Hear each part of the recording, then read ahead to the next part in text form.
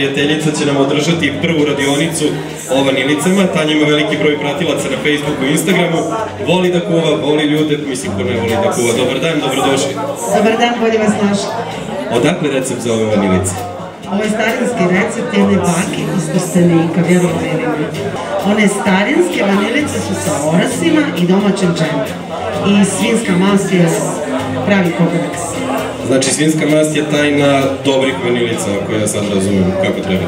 Jeste. Nikad puter, margarin ili bilo šta ne može biti kao svinjska vanilica. Šta ćemo danas raditi? Znači, mi smo već ovdje pripremili tijesto koje ide brašno, šećer, jaja, svinjska mast, oras. Ja sam već donijela pripremljeno tijesto koje ćemo da uzmemo. Sad ono treba da odstoji malo u frižideru, mi smo to već sve završili. Znači umijesit ćemo, po potrebi ako treba dodat ćemo još malo brašna. Ako ne, da nam se ne liti samo za podlogu. I vrlo postaje jednostavno sve ide, sad ćeš da vidiš. Znači, izvini, samo da uzmemo. Jel sme da se jede živo testo? Ja volim živo testo. Ne, zato što sadrži živa jaja.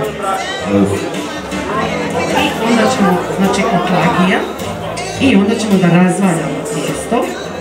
Znači idemo na pola centimetra otprilike ili malo manje, malo tanje, to sve zavisi. Ako ih filujete između dvije vanilice sa džemom, onda tanje razvaljate tijesto. A ako ćete vanilicu bez džema, samo u šećeru prahu, onda ostavite malo deblje. Znači sad ćemo da razvaljamo tijesto. Imate sad novih ovih kalupa, modlica, možete razne oblike da pravite. Ja volim ove starinske, znači dovoljno vam je samo jedna čaša obična. Ili neka modlica, ja volim ljubav, crveno, pa ćemo praviti u obliku srca. Evo, sad će da vidiš. Znači nije potrebno nikakva dodatna oprema, ja ovdje sad vidim neku specijalnu podlogu na dasci, je li to nešto bitno ili ne? Ne, to može da se radi na ušenje, ovo je jedna vrlo jednostavna i praktična stvar, da vam se tijesto ne lijepi za nju. Ovako, evo sad ćemo da razvijemo, znači oklagija da bude prisutna.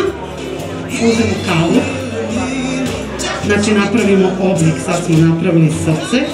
Jednim običnim nožićem kuhinjskim podignemo vanilicu. Vidiš, dobili smo oblik koji želimo. Stavimo papir za pečenje i vanilice kad sve idu na pečenje. A ako nemamo papir za pečenje, jel treba nešto da se namasti pleh ili da se... Može da se pomasti pleh i malo površni preko masti. Ali papir za pečenje sad svi mislim da imamo. To je problem. Kad se ispeku i ohlade, onda se dve vanilice, znači hladne, premažu sa džemom, zalijepe i onda ide u šećeru. Dobro. Vanilica. Ja ću da probam, naravno. Da napraviš ovo.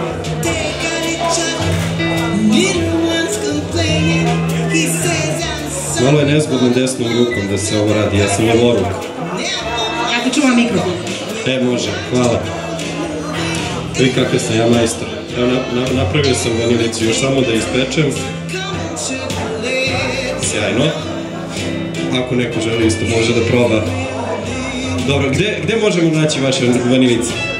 Tanja Nikolači na Instagram profilu i da se sve dalje dogovara. A uskoro će biti jedna radionica otvorena. Sjajno. Molim vas jedan aplauz za Tanju. Sad ćemo degustirati vanilice, naravno, možete prići da probate. Ne ove žive, ovo je testo koje tek treba da ispečemo. To sam htjela da pozovem sve prisutne, imaju vanilice za degustaciju. Slobodno priđite ovde na delu za radionice da degustirate Tanjine vanilice. Obavezno pratite na Instagramu i na Facebooku.